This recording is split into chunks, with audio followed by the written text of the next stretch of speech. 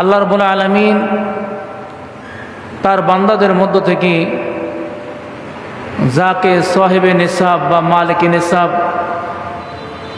সম্পদশালী করেছেন, নেসাব পরিমাণ সম্পদের মালিক বানিয়েছেন, ওই ব্যক্তি বছরান্তে তার আল্লাহ প্রদত্ত দেওয়া ওই সম্পদ থেকে নির্ধারিত হারে আল্লাহর নির্দেশিত কতগুলো খাত, গরিব মিসকিন এই সকল খাতে দান করার নাম হলো জাকাত। জাকাত এটা এমন একটা গুরুত্বপূর্ণ ইবাদত যেটা আদায় করলে আপনার সম্পদ যেইভাবে পবিত্র হয়ে যায়, আপনার সম্পদ বৃদ্ধি পায়, তেমনিভাবে জাকাত আদায় না করলে দুনিয়াতে ওই সম্পদের সমূহ ক্ষতির সম্ভাবনা রয়েছে এবং আখিরাতে কোরআন এবং হাদিসের আলোকে অত্যন্ত কঠিন শাস্তির কথা বর্ণিত হয়েছে। পবিত্র কোরআনে কারিমে জাকাতের বিষয়ে 30টি আয়াতে কারিমা রয়েছে। তন্মধ্য থেকে এই 30খানা আয়াত 18টা সূরার মধ্যে এসেছে।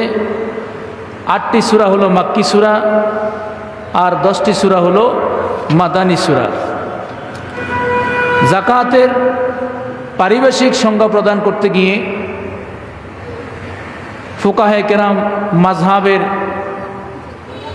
ফকিগণ তারা বর্ণনা করেছেন, তামলিকু জুজএ মালিন আইয়ানাহু শারি মিন মুসলিমিন ফকিরিন গায়রা হাশিমিয়িন ওয়ালা মাওলাহু মা কাতইল মানফাআতি আনিল মুমাল্লাকি মিন কুল্লি ওয়াজহিল্লাহি তাআলা।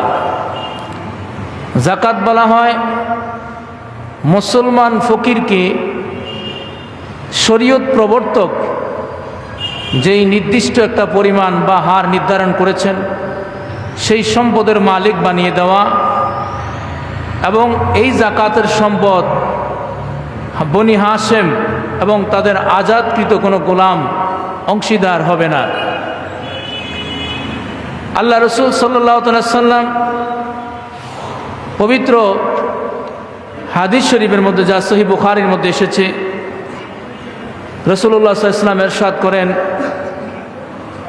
উমিরতু আন উকাতিলান নাস হাত্তা ইয়াশহাদু আন লা ইলাহা ইল্লাল্লাহ ওয়া আন্না মুহাম্মাদান রাসূলুল্লাহ সাল্লাল্লাহু আলাইহি ওয়াসাল্লাম ওয়া ইউকিমুস সালাতা ওয়া ইউতুজ যাকাতা ফাইজা ফাআলু যালিকা আসামু মিন্নি দিমাআহুম ওয়া আমওয়ালাহুম ইল্লা বিহাক্কিল ইসলাম ওয়া হিসাবুহুম আলাল্লাহ। আল্লাহর হাবিব সাল্লাল্লাহু আলাইহি ওয়াসাল্লাম ইরশাদ করেছেন যে আল্লাহ পাক আমাকে আদেশ করেছেন, যতক্ষণ পর্যন্ত মানুষ সাক্ষী দিবে আল্লাহ ছাড়া কোনো মাবুদ নাই, মুহাম্মদ সাল্লাল্লাহু আলাইহি ওয়াসাল্লাম আল্লাহ রসুল, নামাজ কায়েম করবে এবং জাকাত প্রদান করবে, এই কাজগুলো যতক্ষণ পর্যন্ত মানুষ না করবে ততক্ষণ পর্যন্ত তাদের সাথে জিহাদ করার জন্য আল্লাহ পাক আমাকে নির্দেশ দিয়েছেন।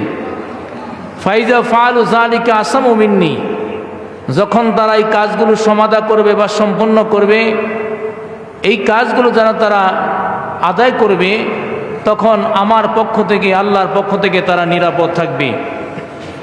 আল্লাহ রাব্বুল আলামিন বলেন, খুয মিন আমওয়ালিহিম সাদাকা তুতাহহিরুহুম ওয়া তুযাক্কিহিম বিহা। হে ধনাঢ্য ব্যক্তিগণ, তোমরা তোমাদের সম্পদ থেকে জাকাত আদায় করো। গরিব অসহায় যারা জাকাত পাওয়ার মতো যোগ্য তাদেরকে তোমরা জাকাত প্রদান করো। যদি জাকাত প্রদান করো তাহলে তুতাহহিরুহুম ওয়া তুযাক্কিহিম বিহা, এই জাকাত আদায়ের মাধ্যমে তোমাদেরকে পবিত্র করবে এবং তোমাদের সম্পদকে পবিত্র করে সম্পদকে বৃদ্ধি করে দিবে। জোরে বলেন সুবহানাল্লাহ। আমাদের উপরে যারা সম্পদশালী, যাদের কাছে 7.5 তোলা স্বর্ণ অথবা 52.5 তোলা রৌপ্য সমপরিমাণ বর্তমান বাজারে যে মূল্য, এই মূল্য পরিমাণ সম্পদ যদি কারো কাছে আমাদের থাকে, অথবা স্বর্ণ 7.5 তোলা অথবা 52.5 তোলা রৌপ্য আমাদের কাছে থাকে, এবং এটা 1 বছর যদি আমাদের অধীনে থাকে, তখন এটার উপরে জাকাত ফরজ হয়ে যায়। এই জাকাতটা আদায় করতে হয় প্রতি 100 টাকায় 2.5 টাকা করে, প্রতি 100 টাকায় 2.5 টাকা করে। এইবার যার কাছে যে পরিমাণ সম্পদ আছে, আমরা সেই পরিমাণ সম্পদ 2.5 টাকা করে হিসাব করে জাকাত প্রদান করব। তো মানুষ বেশিরভাগ দেখা যায় মাহে রমজান আসলে জাকাত দেয়, কারণ মাহে রমজানে অন্যান্য মাসের তুলনায় দানের স্বভাব বেশি। অন্যান্য মাসে মানুষের দান করলে যে স্বভাব হয়, মাহে রমজানে দান করলে তার চেয়ে বেশি স্বভাব হয়। এ কারণে মানুষ মাহে রমজানে কি করেন? জাকাত প্রদান করে থাকেন। তো এই জাকাতটা প্রদান করতে হবে, এটা মনে করা যাবে না যে জাকাতটা আমি কোনো গরিব অসহায়কে সাহায্য করতেছি, আমি তাকে উপকার করতেছি, এই ধরনের খেয়াল করা যাবে না। কারণ আপনি যে জাকাত দিচ্ছেন, এই জাকাতটা এটা গরিবের হক। এটা কি আপনার সম্পদের মধ্যে তার হক রয়েছে, আপনি তার হক আদায় করছেন, আপনি তার উপকার করতেছেন না। আপনি যদি খেয়াল মনে করেন যে আমি তার উপকার করতেছি, তাহলে এটা আপনার জাকাত আদায় হবে না। জাকাতটা প্রদান করতে হবে অত্যন্ত গোপনীয়ভাবে। কিয়ামতের ময়দানে ভয়াবহ দিনে আল্লাহর আরশের নিচে 7 শ্রেণীর বান্দা ছায়া পাবেন।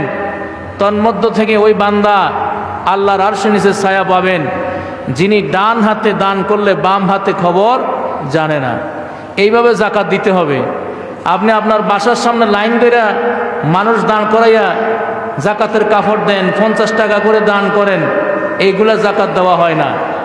জাকাত দেওয়ার যেইভাবে দিলে মানুষ উপকৃত হবে, আপনি 10 টাকা 20 টাকা 5 টাকা করে কিসের জাকাত দেন? এগুলা দিয়ে তারা কোনো কাজে লাগাইতে পারবে না। বরং জাকাত দিতে হবে। আজকে এই বছর আপনার 1 লক্ষ টাকা জাকাত এসেছে, আপনার প্রতিবেশীদের মধ্য থেকে যারা অসহায় গরিব রয়েছেন, আপনি তাদের একটা তালিকা করেন। তালিকা করে এই বছর 1 লক্ষ টাকা দিয়ে একজনকে একটা অটো গাড়ি কিনে দিলেন, তুমি এটা দিয়ে তোমার পরিবার পরিজন চালাও।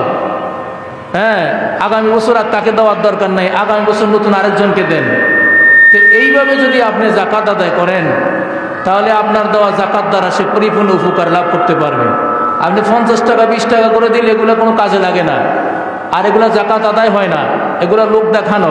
এগুলা কি লোক দেখানো। আপনাকে জাকাত দিতে হবে রাতের অন্ধকারে। যে জাকাত প্রাপ্ত, যে জাকাত পাবে, তার ঘরের মধ্যে রাতের অন্ধকারে যাবেন, যাইয়া বলবেন, ভাই তুমি আমার কাছে পাওনা রয়েছো, আমার এই জাকাতের এই টাকা এসেছে, এটা আমি তোমাকে দান করলাম। এটা কেউ যেন না জানে। এইভাবে গোপনীয়ভাবে দিলে তখন আল্লাহ পাক আপনার এই জাকাত কবুল করবেন। জাকাত আমাদের দেশে যেই পরিমাণ সম্পদশালী লোক রয়েছে, হাজার হাজার কোটি টাকার মালিক, এগুলা খবর পাওয়া যায় নির্বাচন আসলে। কখন? যখন সম্পদের হিসাব নেওয়া হয়, তখন বোঝা যায় এদেশে কত কোটি টাকার মালিক রয়েছেন। হ্যাঁ, আমাদের দেশে যে সম্পদশালী মানুষগুলো আছেন, এই মানুষগুলা যদি শরীয়তের বিধান মতে জাকাত আদায় করত, তাহলে এই দেশে একটা গরিব মানুষও থাকতো না। থাকতো নাকি? হাজার হাজার কোটি টাকার মালিক, হিসাব করলে কত টাকা জাকাত আসে। ওই টাকাগুলা তার এলাকার মধ্যে খোঁজখবর নিয়ে দেখা যাবে এত গরিব নাই যে জাকাতগুলা খাবে। এত গরিব কিন্তু তার এলাকায় নাই। কিন্তু আমরা কি দেই না? জাকাত দেই না। জাকাতটাকে আমরা মনে করি আমার সম্পদ শেষ হয়ে যাবে, কিন্তু আসলে জাকাত দিলে সম্পদ শেষ হয় না, সম্পদটা রক্ষা পায়। এটা আল্লাহর জামিনে চলে যায়। যে ব্যক্তি জাকাত আদায় করে, ওই ব্যক্তির সম্পদগুলো আল্লাহ পাক নিজে ফেরেশতা দিয়ে এটা রক্ষণাবেক্ষণ করেন। যেরকম সুবহানাল্লাহ। আর যারা জাকাত দিবে না, এরা দুনিয়ার মধ্যে 5 প্রকার শাস্তি পাবে। দুনিয়ার মধ্যে কয় প্রকার শাস্তি? কথা বলেন। যারা জাকাত দিবে না, দুনিয়াতে 5 প্রকার শাস্তি পাবেন। 1 নম্বরে আল্লাহর রহমত থেকে বঞ্চিত হয়ে যাবেন। যিনি জাকাত দিবেন না, তিনি কি হবেন? আল্লাহর রহমত থেকে বঞ্চিত হয়ে যাবেন। যেমন আল্লাহ পাক বলেন, ওয়া রাহমাতি ওয়াসিআত কুল্লা শাইইন সাআতুহা লিল্লাযিনা ইয়াত্তাকুনা ওয়া ইউতুনা যাকাতা ওয়াল্লাযীনা হুম বিআয়াতিনা ইউমিনুন। আল্লাহ বলেন আমার রহমত পৃথিবীর অথবা সৃষ্টি জগতের যত কিছু আছে সব কিছুকে পরিবেষ্টন করে আছে। কার রহমত?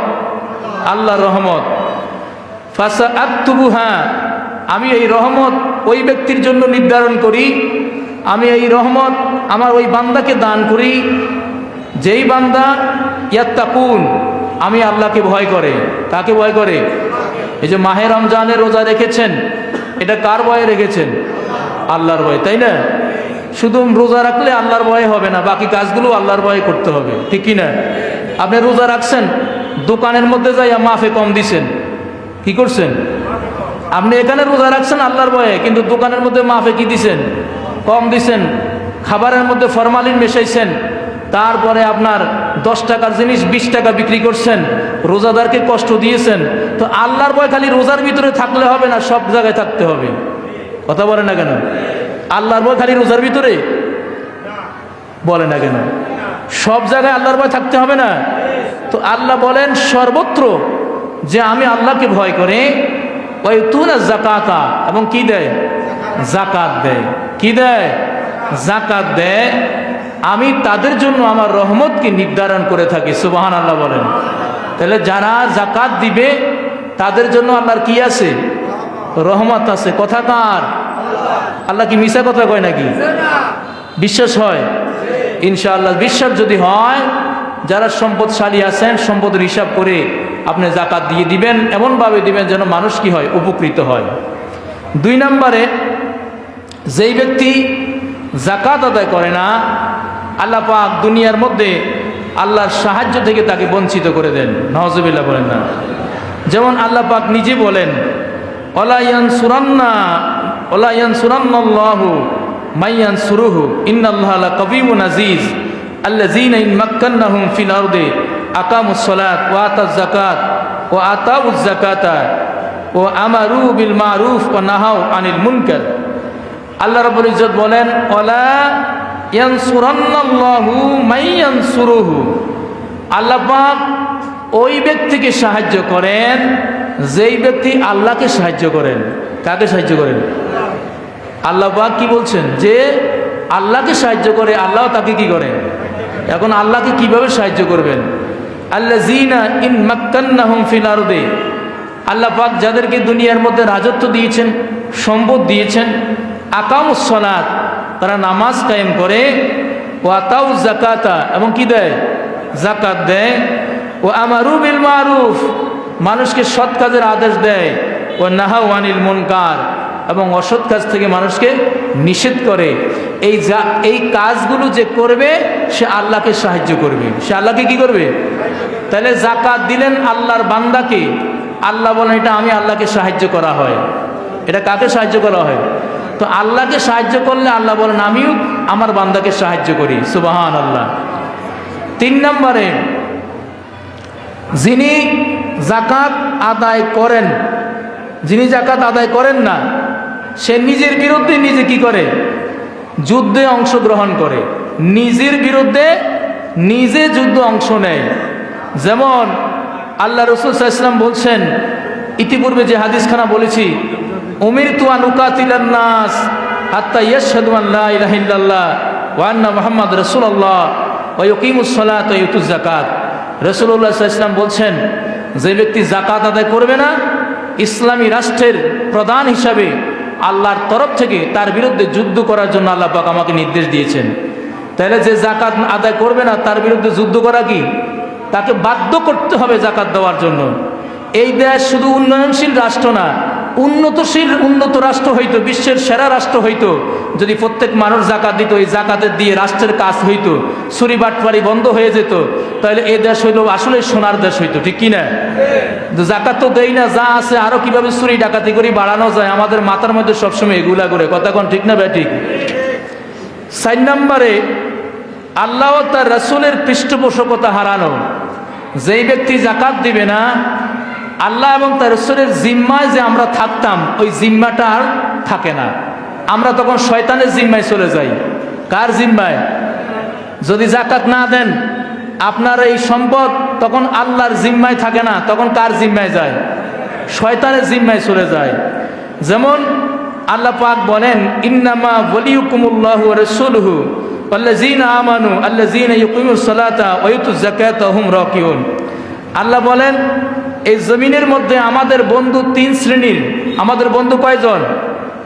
কথা বলেন না, কয়জন? আল্লাহর কোরআন বলে পৃথিবীতে আমাদের বন্ধু কয়জন? সবাই বলে না। আল্লাহর কোরআন বিশ্বাস হয় না? মনে হয় না তো বলেন না কেন? বন্ধু কয়জন? কে? আমার গার্লফ্রেন্ড, বয়ফ্রেন্ড, কে? নেতা? হ্যাঁ, আমাদের কোরআন অনুযায়ী বন্ধু কয়জন? 1 নম্বরে আল্লাহ বলে, ইন্নামা ওয়ালিয়ুকুমুল্লাহ, তোমাদের প্রথম বন্ধু কে? আরো জোরে বলেন, কে? 2 নম্বরে ও রাসূলুহু, 2 নম্বর বন্ধু কে? রাসূল।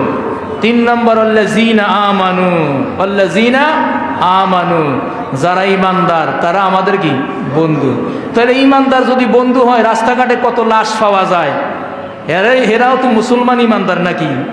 এই যে মানুষকে হত্যা করে, গতকালকে দেখছি এক মহিলার কল্লা ফেলাই দিছে, কল্লা পাওয়া যায় না, বডি রয়েছে। প্রতিদিন লাশ পড়তেছে বাংলাদেশের জমিনে, আনাচে কানাচে, খাল বিলে পড়তেছে কিনা? এগুলাও তো নামদারি মুসলমানরা হত্যা করতেছে, ঠিক কিনা? আসলে তারা ঈমানদার না। তারা কি নয়? রাসূল বলেছেন, প্রকৃত ঈমানদার ওই ব্যক্তি, একজন মুসলমান ব্যথা পাইলে আরেকজন মুসলমানের শরীরে যদি ব্যথা লাগে, সে হইল প্রকৃত ঈমানদার। সুবহানাল্লাহ কন্যা। একজন মুসলমানকে অপমান করলে আরেকজন মুসলমানের শরীরে যদি অপমান বোধ হয়, সে হইল প্রকৃত ঈমানদার। একজন আরেকজনকে মারতেছে আর দাঁড়ায় দাঁড়ায় তামাশা দেখতেছে, একজন আরেকজনকে অপমান করতেছে, দাঁড়ায় দাঁড়ায় তামাশা দেখতেছে, আরো পিছনে বলে, হ্যাঁ হ্যাঁ আরো মারো, আরো মারো, আমি আছি, এরা কোনোদিন মুসলমান হতে পারে না। কারণ রাসূল বলেছেন, আল মুসলিমু মান সালিমাল মুসলিমুনা মিন লিসানি ওয়া ইয়াদিহি। মুসলমান বলা হয় ওই ব্যক্তিকে, এটা রাসূলের সংজ্ঞা, মুসলমান বলা হয় ওই ব্যক্তিকে যার হাত থেকে, যার জবান থেকে আরেকজন মুসলমান নিরাপদ থাকবে। কি থাকবে? যদি মনে করেন আপনার মুখ থেকে, আপনার হাত থেকে আরেক মুসলমান ভাই নিরাপদ নয়, তাহলে আপনি মনে করবেন আপনি মুসলমান না। আপনি কি নয়? মুসলমান নয়। মুমিন ঈমানদার কাকে বলে? রাসূল বলেন, মান আমিনাহুন নাস মিন বাওয়াইকিহি। ঈমানদার বলা হয় ওই ব্যক্তিকে যার অনিষ্ট থেকে আরেকজন মুমিন নিরাপদ থাকবে। আমরা সারাদিনটা চিন্তা করি আরেকজনকে কিভাবে বাঁশ দেওয়া যায়, ঠিক কি না? আরেকজনের ক্ষতি কিভাবে করা যায়, আরেকজনকে কিভাবে লাঞ্ছিত করা যায়, তাহলে বুঝবেন হাজারো রাকাত নফল নামাজ আর 5 ওয়াক্ত নামাজ পড়েন না কেন, আপনি এখনো ঈমানদারের কাতারে পৌঁছতে পারেন নাই। 5 নাম্বার, যাকাত না দিলে জাতীয়ভাবে বিপর্যয় সৃষ্টি হয়। কিভাবে? আল্লাহ রাসূল বলছেন, লা মানআ কওমুন যাকাত ইল্লা হাবাসাহুল্লাহু আনহুল মাতার। যদি কোনো মানুষ, যদি কোনো এলাকায় যাকাত প্রদান না করে, আল্লাহ পাক আসমানের বৃষ্টি বন্ধ করে দেন। আসমানের ক্ষমতা কার? জমিনের ক্ষমতা কার? তো আল্লাহ যদি শুধু বৃষ্টিটা বন্ধ করে দেয়, জমিনে ফসল হবে নি? আমাদের কত মুসিবত আল্লাহ পাকে দেয়, মুসিবত আসলে আমরা আরো বেশি পাপী হয়ে যাই, ঠিক না? যে করোনা ভাইরাস, কত ভাইরাস, কত মুসিবত, দুর্ভিক্ষ, বৃষ্টি, এই সেই কত কিছু বন্ধ করে দেয়। যখন মুসিবত আসে দেখা যায় হাতে আগে যদি 1 নম্বর চোর থাকতো, এখন হয়ে গেছে ডাকাইত। এখন কি হয়ে গেছে? কি ঠিক কি না? আল্লাহ পাক আযাব দিছে হেদায়েতের জন্য, ভালো হওয়ার জন্য, মানুষ হওয়ার জন্য। কিন্তু আগে ছিল একবারই লো ক্লাসের অমানুষ, এখন হলো ডাবল ক্লাসের অমানুষ। কথা বলেন ঠিক কি না? আযাব আসলে আল্লাহর কাছে তওবা করে মানুষ হইতে হবে। কি হইতে হবে? আল্লাহ পাক মানুষ হওয়ার তৌফিক দান করেন না, আমিন। আর যাকাত না দিলে দুনিয়াতে তো 5টা আযাব, আর আখিরাতে 6টা আযাব। আখিরাতে কয়টা? 1 নাম্বার হলো ধন সম্পদ আগুনে গরম করে তাকে সেক দেওয়া হবে। কি দেওয়া হবে? যেমন আল্লাহ বলেন, আল্লাযীনা ইয়াকনিজুনা যাহাবা ওয়াল ফিদ্দা ওয়া লা ইউনফিকুনাহা ফি সাবিলিল্লাহ ফাবাশশিরহুম বিআযাবিন আলীম ইয়াউমা ইউহমা আলাইহা ফি নারি জাহান্নামা ফাতুক্বা বিহা জিবাহুহুম ওয়া জুনুবুহুম ওয়া যুহুরুহুম। আহা, আল্লাহ পাক কি বলেন? যারা স্বর্ণ রৌপ্য সম্পদ জমা করে রাখছে, কিয়ামতের ময়দানে এগুলাকে আগুনে সেক দেওয়া হবে। কি দেওয়া হবে? আল্লাহ বলেন, ফাবাশশিরহুম বিআযাবিন আলীম, যারা ব্যাংকে কোটি কোটি টাকা রাখি দিছে, জাকাত দেয় না, আপনি তাদেরকে আযাবের শুভ সংবাদ দেন। কিসের শুভ সংবাদ? কথা কয় না কেন? আযাবের শুভ সংবাদ দেওয়ার জন্য বলেছেন কে? আল্লাহ বলেন কিয়ামতের ময়দানে তার এই সম্পদগুলোকে জাহান্নামের আগুনে সেঁক দিয়া তখন তার কপালে, তার গালে, তার ফিটে এগুলা সেঁক দেওয়া হবে। আর কি বলা হবে জানেন? হাজা হাজা মা কানাজতুম লিআনফুসিকুম ফাযুকু মা কুনতুম তাকনিজুন। বলা হবে, হে সম্পদশালী, হে কোটি কোটি টাকার মালিক, তুমি সম্পদে যাকাত দাও নাই, এখন মজা ভোগ করো। কি ভোগ করো? এটাও বলা হবে, এখন মজা খাও। কি খাও? এখন আখিরাতে এই মজা খাওয়া বেশি ভালো না দুনিয়াতে যাকাত দেওয়া ভালো? কথা কয় না কেন? এরপরে আরেকটা আযাব হবে আপনার আখিরাতে, বিষধর সাপে দংশন করবে। কি করবে? মান আতাহুল্লাহু মালান ফালাম ইউদ্দি যাকাতাহু মুসিলা লাহু ইয়াউমাল কিয়ামা শুজান আকরাউ লাহু যাবিবাতানি ইউতাফিকু ইয়াউমাল কিয়ামা সুম্মা ইয়াখিযু বিলিহসামাতাইহি। যে ব্যক্তি সম্পদ জমা করে রাখবে, যাকাত দিবে না, কিয়ামতের ময়দানে তার এই সম্পদগুলো বিষাক্ত সাপে পরিণত হবে। কিসে পরিণত হবে? এই সাপটা তার গলার মধ্যে পেঁচাইয়া ধরবে। কিসে পেঁচাইয়া ধরবে? গলায় পেঁচাইয়া ধরে এইভাবে তাকে দংশন করবে। আর সাপে বলবে, আনা মালুকা আনা কানজুকা, এ সম্পদওয়ালা, এই সাপ এটা আসলে সাপ না, আমি দুনিয়ার জমা করা সম্পদ, আমি তোমাকে এখন দংশন করতেছি। নাউজুবিল্লাহ কন্যা। 3 নাম্বার, যেই ব্যক্তি যাকাত দিবে না তাকে বেড়ি ফরানো হবে কিয়ামতে। কি ফরানো হবে? যাকাত গুলো বেড়ি হবে। যেমন আল্লাহ বলেন, ওয়ালা ইয়াসাবান্নাল্লাযিনা ইয়াকুলুনা বিমা আতাহামুল্লাহু মিন ফাদলিহি ওয়া খায়রাল লাহুম বাল হুয়া শাররুল লাহুম সায়ুতাওফাকুনা মা বাখিলু বিহি ইয়াউমাল কিয়ামা। এই সম্পদগুলো বেড়ি হবে। বেড়ি হইয়া আপনাকে এভাবে সাফা দিয়া ধরবা, আগুনের সেক দেওয়া হবে। কোথায়? কিয়ামতের ময়দানে। 4 নম্বরে আপনার পশু দ্বারা পদদলিত করা হবে। যেমন আপনার গরুর খামার আছে, আপনি গরুর যাকাত দেন নাই, আপনার বিভিন্ন পশুর খামার আছে, আপনি যাকাত দেন নাই, ওই দিন কিয়ামতের ময়দানে এই গরু তার ফায়ের নিচে আপনাকে ফেলাইয়া আপনাকে পদদলিত করবে আর বলে, দেখো আল্লাহর বান্দা, দুনিয়ার মধ্যে আমি তোমার যাকাত পরিমাণ সম্পদ ছিলাম, আমাকে যাকাত দাও নাই, আজকে মজা খাও। আপনার গরু আপনাকে ওই দিন লাইট খাইব, আপনাকে পদদলিত করবে, পিষ্ট করে ফেলবে কিয়ামতের ময়দানে। আল্লাহ পাক আমাদেরকে হেফাজত করুন না, আমিন। 5 নাম্বার, উত্তপ্ত পাথর ব্যবহার করা হবে। ওই দিন আপনার সম্পদগুলো উত্তপ্ত পাথর হয়ে ওই পাথর দ্বারা আপনাকে কি দেওয়া হবে? আযাব দেওয়া হবে। আপনার শরীরের উপরে পাথর দেওয়া চাপ দেওয়া হবে। নাউজুবিল্লাহ কন্যা। আরেকটা আযাব, আগুনের ছুরি পরিধান করানো হবে। কিসের ছুরি? আমাদের দেশে হাজীগঞ্জ বাজারে বলেন, বাংলাদেশে এরকম অনেক মহিলারা আছে, স্বর্ণের অলংকার ঘরে আছে, 10 ভরি 20 ভরি আছে কি নাই? স্বর্ণের ছুরি, স্বর্ণের হার, স্বর্ণের নেকলেস, দেখা যায় যাকাত দেওয়ার মতো সম্পদ হয়ে গেছে, 7.5 ভরি আছে, তার চেয়ে বেশি আছে, কিন্তু সে কি করে নাই? যাকাত দেয় নাই। ওই দিন দুনিয়ার এই স্বর্ণের নেকলেস আগুনের মধ্যে সেঁক দিয়ে তার গলায় ফেরানো হবে। নাউজুবিল্লাহ না। তার স্বর্ণের চুড়ি আগুনের জাহান্নামের আগুনের সেঁক দিয়ে তার হাতের মধ্যে ফেরানো হবে। নাউজুবিল্লাহ না।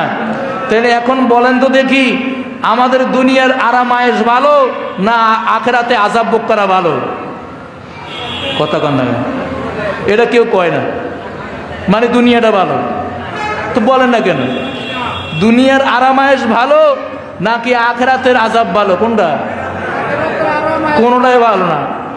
কোনোটাই কি? দুনিয়ার আরামায়েশ, দুনিয়াতে যত কষ্টে থাকতে পারবেন, আপনি আপনার সম্পদে যাকাত দিবেন মানে কি আপনি কষ্টে থাকবেন তা না। সম্পদ আল্লাহ বাড়াইয়া দিবে। কি করবে? কারণ এই সম্পদের মালিক কি? জোরে বলেন।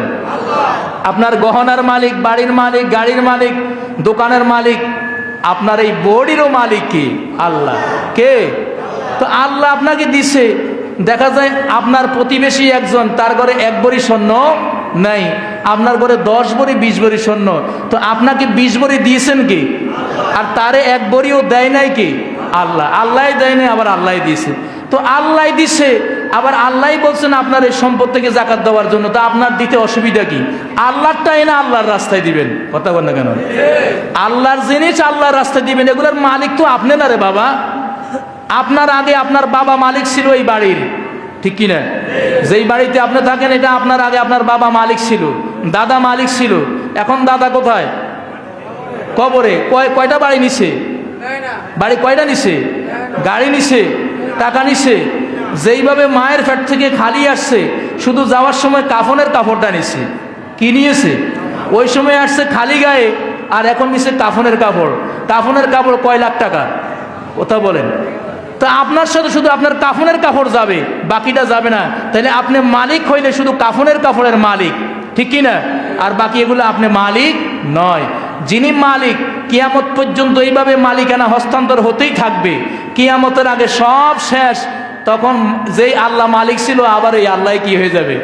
তো এতদিন যে মারামারি কাটাকাটি জায়গা জমি নিয়ে হয়েছে, এই মালিকেরা সব কবরের নিচে, আর মূল মালিক আল্লাহ, তিনি ছিলেন, আছেন এবং থাকবেন। তাহলে আল্লাহর দেওয়া সম্পদ আল্লাহর রাস্তায় দিতে অসুবিধা আসেনি? অসুবিধা না থাকলে আজকে ঘরে যায় হিসাব করে সম্পদের জাকাত দিয়ে দিবেন। আল্লাহ পাক আমাদেরকে আল্লাহর বিধানগুলো মেনে চলার তৌফিক দান করুন। আমি